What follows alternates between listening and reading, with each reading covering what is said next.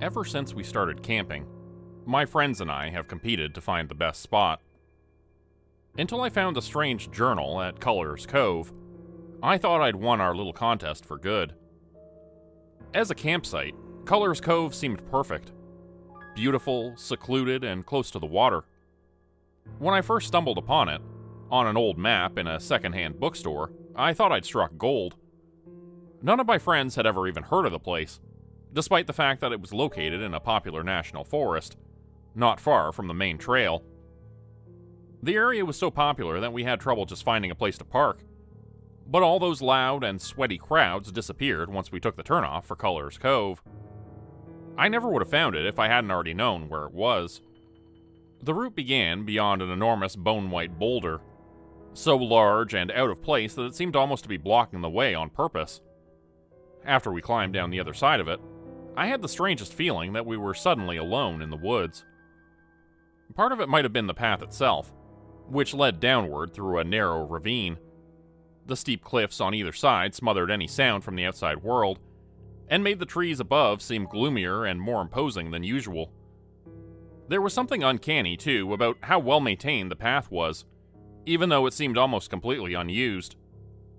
During the whole 30-minute trek to Colors Cove, we didn't see a single living thing. Not even a lost hiker, spooked deer, or curious squirrel. There was no sound but the rustling of the leaves, and the quiet murmuring of the stream beside us. Tanner, Jess, Kyle, and I usually talked and joked as we walked. We didn't see each other as often as we used to back in college, and our monthly hiking trips were a chance for us to catch up on news as well as reminisce about old times. Once we started down the trail to Colors Cove, however, all conversation stopped. The silence didn't seem oppressive or frightening. Not then. But none of us wanted to be the first to disturb it. I still remember how the forest seemed to swallow up my voice when we reached the end of the trail and announced, "Well, this is it." The silence held, but only for a moment. Then we were whooping and laughing, peeling off our sweaty clothes and running down the sandy bank to leap into the creek. Colors Cove was everything I'd hoped for, and more. Once we dried off, Tanner and Jess set up the tent, while Kyle and I collected firewood. Given how perfect the spot was, I was surprised by the amount of kindling available. It seemed to have been a long time since anyone had made camp at Colors Cove. There was, however, a primitive fire pit. Just a ring of stones with a cairn of rocks beside it. I paid no notice to the cairn at first, assuming it was just there to mark the campsite or the product of some backpacker's drunken boredom. And yet, the more I looked at it, the more uncomfortable I felt, although I couldn't have said why. It was no different than any of the other knee-high piles of rock that hikers had used to mark their paths. Maybe it was the disturbed earth around the cairn, or maybe something had lain there for a long time before finally being dragged away. Or maybe it was just the odd humanity of that little pile of stones. After all, it was the only evidence we had that other people had ever been to Colors Cove at all. As uneasy as the cairn made me, I never would have discovered what lay buried underneath it if I hadn't bumped into it while arguing with Tanner about the best way to build a fire. The carefully balanced rock on top of the cairn toppled first, revealing a bear canister half buried beneath. Those wildlife-proof plastic cylinders were common enough among backpackers, but why would anyone bury one? The four of us stood staring at it, the fire forgotten. I stooped and opened the dusty plastic shell. Filthy, wadded-up clothing had been used as packing, placed carefully around a rectangular object inside a watertight bag. It was a journal. Huh, Kyle shrugged. Wonder if it's one of those geocaching things. Do people still do that? Tanner had already turned back to the fire, and Jess had gone down to the stream for water. But I was fascinated by the little blue book inside of the bear canister. The cheap material and barely ruffled pages suggested that it had been a last-minute gift that hadn't seen much use. But still, reading it felt like violating someone's privacy. If I looked over my shoulder, would I see the anonymous author glaring angrily at me from the other side of the creek? A twinge of guilt shot up my spine, but I opened the journal anyway. To Alex, from your sister Clara. May you find it useful. Read the first page. The words were written with big, loopy handwriting that made me think of a doctor's note. A few blank pages later, I reached the first entry of what seemed like a diary. July 9th, 2018. What does it mean when your psychiatrist older sister gives you a journal for your birthday? Probably nothing good, right? Clara, I know you said you'd never read this, but you also said you'd never date any of my friends, and we all remember how that went. How long have you and Matt been together now? 3 years? Anyway, if you do sneak a peek at my diary, I just want you to know that you were right. I haven't been doing okay lately. I don't know if this little book will solve any problems, but I'll give it a try. I'm going to follow another piece of your advice, too. I got invited on a camping trip by a couple of friends from high school this weekend, and I said yes. It's going to be my first social event in months, and I'm honestly a little nervous just to be around people again. But I'll bring this little book. Who knows? Maybe it'll help. July 13th, 2018. A short walk, they said. Just over the hill, they said. It's a good thing the others don't mind me coming down here by the creek to cool off my feet and write a little while they set up camp. I didn't know blisters could even get this big. 2 quick notes to my future self. Don't wear cotton socks to hike in summer, and don't ever volunteer to carry the tent. That last scramble down the backside of the boulder was the worst. I thought for sure I was going to slip and bust my ass. But you know what? The burst of adrenaline when I finally got to the bottom actually felt kind of good. Anyway, this place is amazing. I can't believe nobody else is here. It's been hot and sticky all day, but now that the sun is setting, I'm glad I brought my jacket. The water is refreshing, but it's also cold. Almost like it's running out of someplace underground. Well, I can hear meat sizzling and beers cracking open by the tent, so I guess I should wrap this up. I had my doubts at first, but you know what? Now that I'm here, I'm glad I came. I was touched by Alex's diary. I wanted to keep reading, but I figured there would be plenty of time for that later. What was important at the moment was making sure that Jess didn't ruin our dinner. From Alex's description, he and his friends had brought a full-course meal with them to Colors Cove. But Jess, Tanner, Kyle, and I traveled light. We only had so many packets of freeze-dried food with us, and if even one got screwed up. Against my expectations, Tanner's bonfire was crackling merrily, and Jess's soup was neither burnt nor chunky. As I pulled a big flat stone up to the fireside, I wondered if Alex had set the same rock up all those years ago. I smiled at the thought and dug into my scalding hot soup. 3 hours later, we were all ready for bed. Normally, I got the best rest of my life while backpacking. There was something about that feeling of being worn out, yet also warm and cozy, surrounded by the sounds of nature. That night, however, something kept waking me up. At first, I thought that maybe there was a mosquito in the tent or an animal moving around nearby, but I couldn't hear any buzzing or movement outside. When several minutes passed with no change, I rolled over and drifted off again. Seconds later, I was sitting upright in my sleeping bag with my heart pounding. I just wasn't sure why. I held my breath, listening for whatever had woken me up, but even the air seemed still. I looked down at my friends. Between the blue glow of the tent fabric and the depth of their slumber, they almost looked dead. The tent flap moved softly in the night breeze. Wait, what was it doing open in the first place? Had one of my friends gone out to take a leak and forgotten to zip it up again? It didn't seem likely, but I couldn't think of any better explanation. With a frown, I sealed the flap and tried, once again, to sleep. When I opened my eyes again, the flap was unzipped, and my friends were gone. Hot, steamy sunlight poured into the tent from all angles. Jess? Kyle? Tanner? I shouted, scrambling for the fabric door. I almost ran straight into Tanner, who was bending down to wake me. Dude, it's like 2 o'clock. Can you believe it? The rest of us just got up like 30 minutes ago. Jess had made coffee and oatmeal on her tiny camp stove, but we were all unusually quiet as we ate. I was surprised to notice that my friends were just as tired as I was, if not more so. Stranger still, they kept wiping at their mouths, as though trying to brush away something that was no longer there. I wondered if the same mosquito that had kept me awake had bitten their faces too. Our original plan had been to walk down to the creek and explore, but we didn't make it very far. The stream grew shallower and shallower until it disappeared underground, and none of us felt like exploring a claustrophobically narrow, half-flooded cave. Here, however, we finally found signs of other campers. A ragged scrap of orange nylon, a dirty plastic cooler, and even the rusty remains of an oil lamp. A random assortment of junk washed downstream by the rain, or so I thought at the time. The truth was, I didn't have the energy to wonder much about what we'd found. I was beginning to seriously doubt whether or not I'd have the energy just to make it back to camp. The others were feeling it too. "Don't think I've ever felt this worn out before."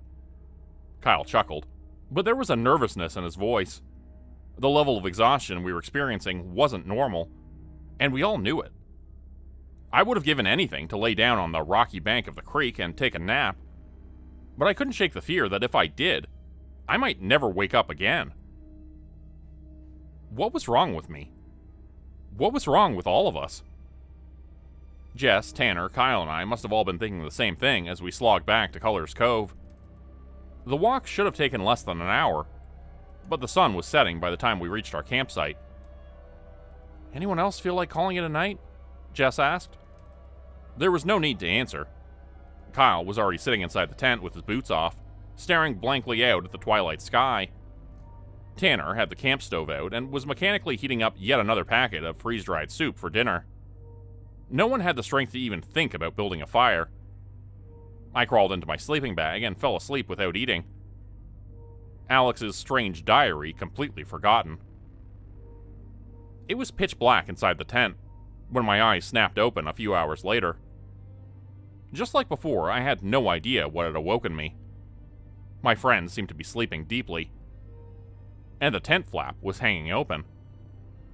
Groaning, I strapped on my headlamp and staggered outside. Clouds had rolled in, plunging Culler's Cove into cave-like darkness. The weak beam of my headlamp could only illuminate the place in patches. The skeletal limbs of the trees overhead, rocks poking out of the fast-flowing black stream like jagged teeth. A pale, naked figure scurrying on all fours into the night. I blinked, shook my head, and looked again. Whatever I'd seen, or thought I'd seen, was gone. No matter how many times I scanned the tree line, there was no sign of it. Lack of sleep could cause hallucinations, right? As much as I wanted to believe that I'd imagined that hideous creature, there was no explaining away how my hair stood on end, or the adrenaline pounding through my veins. They were the reactions of a hunted animal, and I did feel hunted, stalked by some hidden thing that had crept up from the creek. I knew that there was no way I'd be able to get back to sleep, but it felt wrong to wake my exhausted friends without any proof. I sat down on the wide, flat rock to consider my options, and suddenly thought of Alex. What if he and his friends had experienced something similar while they stayed at Culler's Cove? I rummaged around in my backpack until I found the little blue journal in its waterproof bag. I rubbed my eyes and picked up where I'd left off. July 14th, 2018. Whew, I slept like a rock. I was afraid that I'd have a root in my back or a rock beneath my head or something, but I don't even remember what happened after I closed my eyes. I've been yawning all day. None of us felt like doing much, just stringing up the big orange hammock and splashing around in the water. I walked down the creek and found the entrance to a little cave, but we don't have the equipment to explore it. I mean, I even forgot my flashlight at home. We're pretty close to the main trail and all, but still. I can't help but feel sort of exposed. It's eerie how quiet this place is. You'd think that in 2 days we would have seen at least one hiker, or maybe a fisherman, but not even the birds seem to come down here. Maybe it's just me. Maybe my life has been so noisy and stressful for so long that just being at peace feels uncanny. Anyway, Clara, if you're still reading your younger brother's ramblings, I want you to know that I think your idea is working. I feel better. Just wish I wasn't so tired.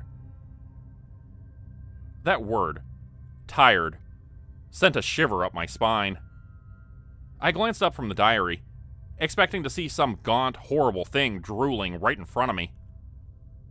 But Colors Cove was just as silent as it had been when Alex had camped here.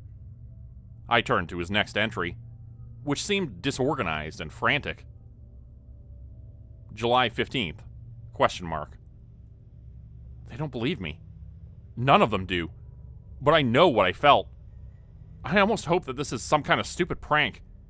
Because if it's real... Just a few minutes ago, in the middle of the night, I had this weird feeling. Like someone was hovering a few inches over my face. I was just about to tell them to cut it out when they started kissing me. Their lips were damp and cold, and as soon as they touched my mouth, it was like they were drinking the life right out of my body. I couldn't move or fight. I couldn't even scream. Then suddenly the horrible thing was gone, just like it had never been there at all. I tried to tell my friends, but they were just pissed at me for waking them up. They said I'd had a nightmare, but if it was just a nightmare, then what unzipped our tent? My gut twisted into a knot as I remembered all the times I'd seen our tent door hanging open in the night. I read on. We're not alone at Colors Cove. There's something else here. Something that sneaks around in the dark and drains the life from anything it finds. I'm sure of it. Even if the others don't believe. Alex's words trailed off, but there was more on the next page. It was even fainter and more difficult to read than the previous entry. Too tired to write. Had to stop for a while. Fell asleep. Everyone did. Almost sunset now.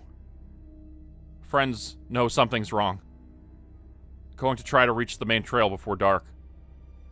Too weak to pack. Leaving everything behind. The final entry was as short as it was terrifying. No strength. Couldn't make it. Getting dark now. Love you, sis. Goodbye. I snapped Alex's journal shut and got to my feet. Just standing took enormous effort, as though I was hauling myself up the face of a mountain. Guys? I tried to shout, but my voice was a weak rasp. Guys! I crawled over to the tent. What? Jess groaned, poking her head out through the gap. We gotta get out of here. My voice was a whisper. Something's here. A chorus of moans and complaints came from inside, cut short by Tanner's hoarse, disbelieving gasp. I don't think I can move my legs. When the beam of my headlamp found Tanner's face, I saw clearly the wet, mouth-shaped bruise around his lips. What's going on? I could hear Kyle hyperventilating in the darkness. Why are we all so weak? I looked over my shoulder at the forest, where a single pair of eyes reflected in the blackness. Just grab what you can, I insisted. We need to go, now. I didn't realize just how weak my friends had become, until I watched them heave themselves out of the tent. I'd been waking up, which probably meant that I'd been drained less. Tanner, Kyle, and Jess were experienced backpackers, whose bodies had never once let them down. But now they were dehydrated and clammy, dragging their bodies forward like plague victims. We had to help Tanner out of the tent, and the effort was almost more than I could bear. I fell backwards, panting, and scanned the trees. Whatever had been observing us was gone. Or maybe it had just come closer. We all turned on our headlamps. Not because we needed so much brightness, but because the light gave us hope. And the thing in the woods was getting bolder. It no longer seemed to care whether or not we heard it moving through the undergrowth, almost as though it sensed our exhaustion. As though it knew that, before long, we wouldn't have the strength to fight it off. We'd come to Colors Cove practically skipping down the trail, with heavy packs strapped to our backs. We left it, crawling, barely able to carry the weight of our own clothes. The night and the forest seemed eternal. We'd barely traveled half a mile before we had to stop for another rest. This time, no one spoke. We didn't have the energy to give voice to our fears, or to the ugly truth hovering over us. Even crawling, Tanner was barely keeping up. When Jess, Kyle, and I finally started moving again, he remained where he lay in the dusty dirt of the trail. "Tanner," I wheezed. "Tanner, come on." My friend shook his shaggy blonde head. He was too tired to move, but his eyes said it all. "Tanner," I tried again. Then Kyle was tugging at my shirt sleeve, trying to get me to follow him as Jess crawled into the ravine. One hand over the other, we heaved ourselves over the slick, mossy stones.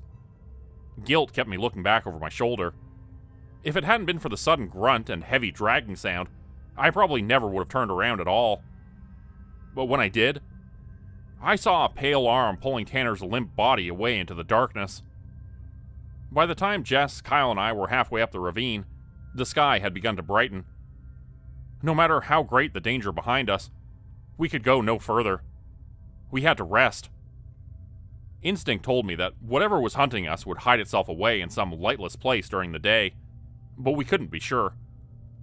Jess curled up beneath an overhanging rock and fell asleep almost immediately. Kyle had already passed out at her feet. I, too, lay my head against a mossy stone and closed my eyes. Night had fallen when I opened them again, so black that it felt like I must still be dreaming. This time, I had no doubt about what had awoken me. The pale thing I'd seen in the creek was hunched over Jess, its mouth pressed to hers. I could see her face growing more pallid and emaciated by the second, as it drank the life from her. I let out a feeble cry of terror and flailed around for a rock to use as a weapon, but the creature fled the moment I moved. And why should it fight us? All it had to do was wait. I scrambled over to Jess and shook her. She didn't wake. I held the back of my hand close to her bluish lips, but was barely able to feel her shallow breaths. Kyle had woken as well, with a familiar moist bruise around his mouth. He brought a hand to his face, touched it, and let his head fall back. He looked into my eyes, fighting to speak. "Go," he finally managed to gasp. With what little strength he had left, he reached out and held Jess's hand. I couldn't watch any longer. One hand over another, I kept crawling up the trail. By dusk that day, I knew I'd never leave the ravine alive. Since the thing hadn't drained me as much as the others over the past nights, I'd had a little more strength so far, but it wouldn't be enough to climb over the boulder at the head of the trail. I couldn't even stand up, much less climb over it. I wasn't more than 60 feet from the main trail, but here, on the other side of that massive white rock, I might as well have been back at Culler's Cove.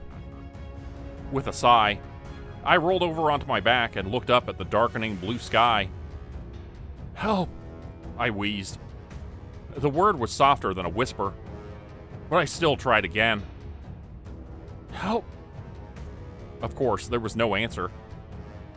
My body felt like it was made of lead. Wind rustled in the branches overhead. I wondered how many hours of daylight, of life, I had left. Once the sun was gone, the creature would be back. When I closed my eyes tonight, I'd be closing them forever. "Brandon!" A voice was yelling in the distance. Shit, where'd he go? "Hey, Brandon! Get down from there right now!" A child-sized shape stood backlit on top of the boulder, looking down at me curiously. "You are in so much trouble, mister!"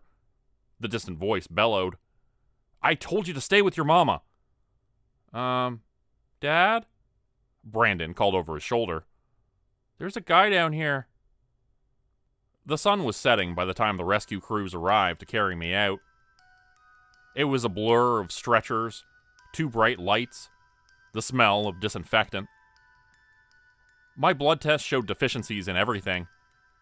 The doctors didn't believe my incoherent tale of a creature in the woods, but they couldn't explain what had made me so weak. I told my rescuers about Kyle, Jess, and Tanner, but the team sent to recover them found nothing. Not even our tent or supplies. I wondered if our gear was decorating the front of the creature's cave, along with the possessions of so many others. There was no sign of my friends, or Alex's journal. A psychiatrist did her very best to explain to me that dehydration and exhaustion could play tricks on the mind. I hadn't really seen a pale, semi-human thing draining my friend's life force in the woods, she insisted. It was just a story that my brain had invented to explain the trauma. Her diagnosis wasn't very comforting. Even less comforting was the knowledge that a local university was going to send a small team of researchers to investigate Colors Cove. I hope they know what they're doing. And I hope they leave by nightfall.